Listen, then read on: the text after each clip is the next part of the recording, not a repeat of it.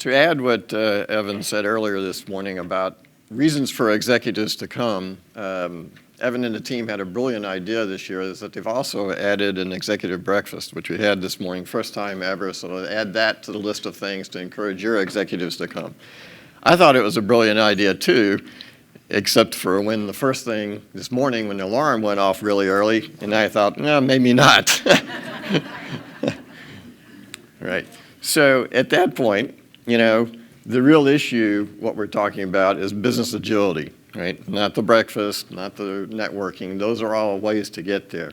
The real key from a business agility perspective is, what are we trying to do?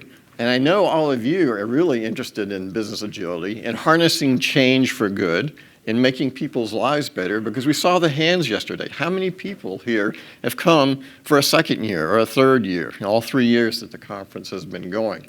So you know about it, you love it, you want to do it, and if you're like me, when you go through the sessions, it's like, oh wow, all this exciting stuff, and you really want to do it, and you really get excited, and I get excited, and as Evan keeps asking, what are we going to do on Monday morning?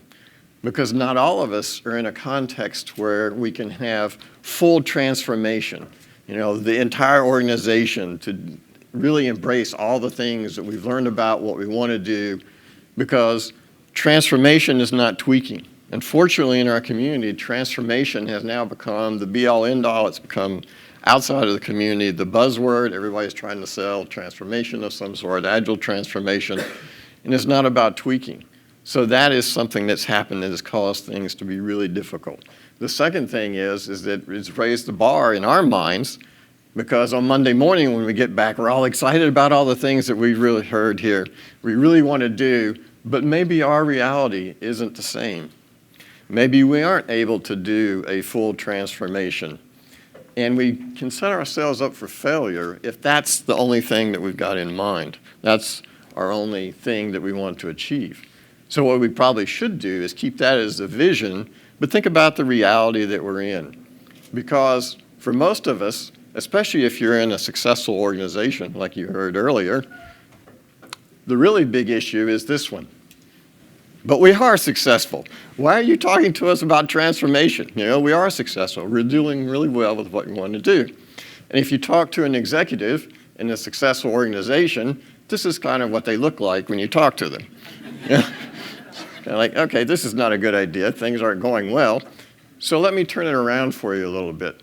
Instead of thinking about how can we get to the vision all in one go, perhaps we look for the opportunities where there's a pain that we can address, taking the thorn out of the paw. So I like to think of it this way: the elephant, eating the elephant a bite at a time is a good metaphor. But I think from an executive perspective, having been on both sides of the fence as a management consultant and an executive, that this is what we should shoot for. Look for the opportunities to apply some of the things that we're going to do. Now, the reason I had this photo up there earlier, this is actually a photo from a blog post on business agility I did sometime before, is that the title this morning about when opportunity knocks, stand on your head, is to think about the idea of, instead of incremental change being a small, safe thing to do with all the stuff that we know, is maybe we could accelerate if we look at those opportunities and maybe take big opportunities and just apply a few things of what we know. I will say about the picture is that some of my colleagues suggested, hey, take a picture of yourself standing on your head. Well, I tried.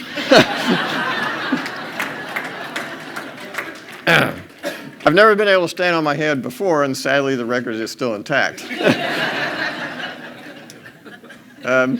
The original, one of the working titles I had for this originally was a little bit different, and I discarded it because it didn't really fit the theme of what I wanted to talk about. I also was having some difficulty coming up with a picture because the original title was, When Opportunity Knocks, Answer the Door Even If You're Not Dressed.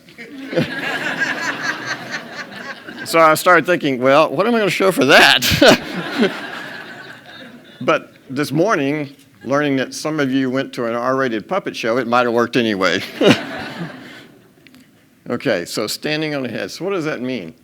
Well, I'll give you a few stories, quick stories to help illustrate. I first came to Frost as a management consultant about 7, 8 years ago, and they were interested in transformation. So I went through the whole hour and a half, filling out whiteboards, most of you have done it before, talking about all those things, and then didn't hear another thing for like 6 or 8 months. It's like, okay, that worked really well. And he came back and called and said, hey, we're developing our own mobile app. And in financial institutions, Frost is a mid-sized bank. Usually only the big banks develop their own systems, their own apps. They were developing their own was a bit of a risk, but they'd also decided to establish an agile team to develop the app.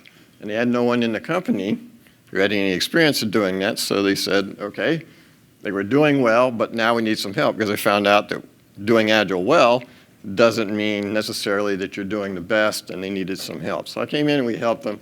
And from that one team, humble beginnings, it then grew to 2 teams and to 3 teams and so on into an agile tribe. When I say humble beginnings, it wasn't exactly what I had originally envisioned from transformation, because the team started out in a small conference room, no windows, and I think the conference room was actually a converted storeroom to the point where there wasn't much ventilation, so that when they had the door open, the people working the cube farms outside would complain about all this collaboration going on because they like to work by themselves in their cubes. The door had closed. A few hours later, everybody's perspiring, sweating because there's no ventilation. Open the door and start the cycle again. This is the way it went on every day. Fortunately, they're in their own space now. So I used that as a starting point because that was just an in, right? A humble beginnings. So let's fast forward a few years. There was a strategic initiative, one of 6, that wasn't proceeding very well. In fact, it wasn't getting much traction. The difference was, as you can probably identify with this, that initiative was cross-functional. Unlike the other ones that were in silos, it would require cooperation of all the executives, all the teams, how to get together. You would have to really work together, and it really didn't collaborate well. It's also the sort of thing of boil the ocean, right? Put out the strategic objective. Everybody's responsible for it, which means nobody gets it done. So the CEO said, enough, we need to get something going, we need to do something different. He asked our executive for culture and development, said, hey, I heard about this agile team that's been working, why don't we use some of that stuff? And she knew about it, about cross-functional collaboration, got together, and we started off a different way. These are the questions that we interviewed the CEO about, because we first want to know what's on his brain. Like, why should we care about this initiative? What's the purpose, right? Why should the employees want to know? What do we know now? Why did the executive think this was an important time to be moving forward? And why did the CEO think, what were the targets that were needed for change? Got together with the teams, the people who are going to be doing the work, and asked some more questions. Okay, hearing this, let's validate that. Why do you think this is happening? And what should we try about this? The important part about the try is it's very different. Executives have a need for psychological safety as well. And I explain it from the standpoint is that the mindset difference is between an arrow and a guided missile. On the arrow side, the idea is you execute the plan and you're right until maybe the arrow misses the target at the end and then you're wrong. Right? Executives, everybody in the company likes to be right, but what we really need is the mindset of a guided missile from the standpoint of the guided missile, when it's launched, is right, but it knows it's built such the fact that, hey, if you're in the receiving end of the guided missile, you're not going to say there, oh, there's a missile coming, let it hit me. No, you're going to be moving around maneuvering, so the missile needs to check and adjust, keep checking and adjusting until it hits its target.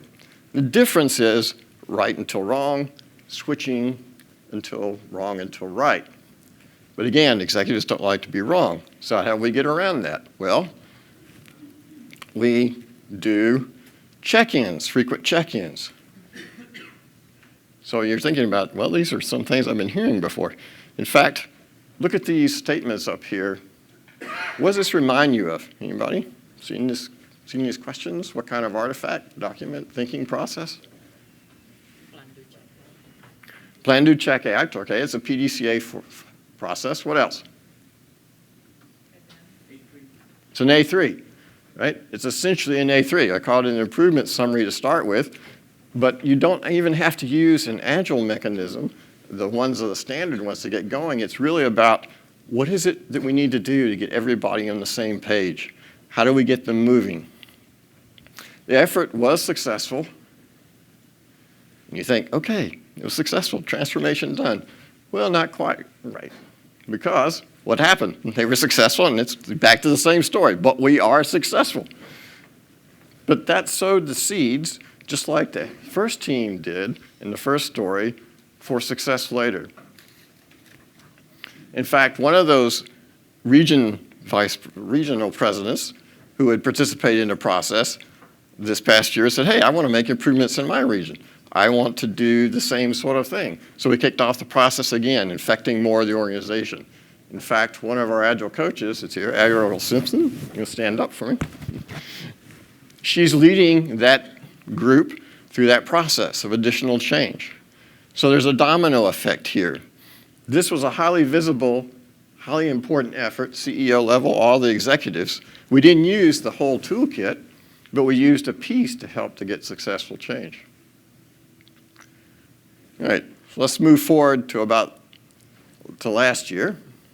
From 7 years to 3 years to last year. This picture's a little bit fuzzy because that's about the way I remember the conference last year. Not because of the R-rated puppets, and it's something else. It's because when I got off the plane at JFK, turned the phone off of airplane mode, it started making all sorts of noises, vibrations. I didn't even know it could make because I had so many messages, voicemails, everything else coming in. We had had a security incident. Fortunately, it was small, constrained, a small set of customers, but you can imagine in banking, financial services, how difficult, how much of a problem that is, highly regulated. Well, high stakes game again, but the seeds have been sown before about a different way of work, right? Every time we haven't been able to do well, given the way we'd done before, some of those same executives that had been in the story I told you before about the strategic initiative said, hey, maybe that cross-functional way we worked before would work really well now. Because this, even though we had a very structured incident process, this process didn't say how the team would work together. And now we're talking larger than a two-pizza team, talking 25, 30 people at a minimum at the core, sometimes 75 to 100 a shot, having to work closely together over a tight period of time. We took one of the coaches, put them in there. They were able to corral all the people, get things moving, and okay, so it was a success. An incident's never a success, but it worked far better than other things that we had done in the past. So what did the coach do? Well, went through the process of, well, what work do we need to do to mitigate and to find out the cause? What things do we need to do first? Who needs to work on those? How do we get started? And how do we get everyone aligned and learning as we go? Not very different from what you know, right? In fact, you've identified most of these from an Agile perspective: work visibility, focus, autonomy, accountability, all those sorts of things. But this was, at the time, the most critical thing that we had going as a company. So this is what I was referring to earlier. Don't think of, when the opportunity knocks, when that thorn is in the paw, of now let's rush in with all of our transformation stuff, figure out what is the tool or tools in our toolkit that we can use to solve the problem at hand. Don't think of transformation. You can think of any company or organization as a combination of cultural strategy, systems and processes, and people. We often get relegated down into the process. I'm sure many of you, if you're consultants, get the calls, oh, come in, we want transformation. We want you to change this little process, right? And you're going like, no, that's not going to do it. What we need to do is think about how can we lay the seeds for future success, but most importantly, what are the seeds that we can sow among people for future success? Because in the first story, they started organically, didn't have anybody. Somebody had to be there to build up the Scrum Master, to build up the coaches of those initial teams. That executive in the second story about the strategic initiative, this is for culture and for development. She needed help because she had been in the organization for decades to bring her along to know what to do when opportunity knocked, and had been studying and being mentored for a year prior. And the third story about the security incident, the coach that was pulled was the second coach on the second team in the first story in the digital transformation, and was also homegrown. Wasn't somebody from the outside. Somebody needed to be there to help her develop, to have opportunities to learn. So as you're thinking through the day, and you're thinking about answering the question asked all the time by Evan of, what are you going to do on Monday morning? I want to encourage you to think about not just all the processes and systems, but what are the seeds that you can sow for the future, especially for people, so that transformation will happen eventually, even if not now, and that you can affect and improve the lives of customers, employees and those that you work with, investors and owners, communities, all the other significant stakeholders, the entire gamut, so that we do harness change for good. I'll leave you with this quote from our CEO, Phil Green. Optimism is not about being Pollyanna. It's about seeing the good that can happen in your circumstances and believing that your behaviors matter in the outcome. So my encouragement to you this morning is to think about that. How can your behaviors on Monday change the context, even if it's not for a full transformation, but to help moving it forward and to sow those seeds? Thank you for all you do.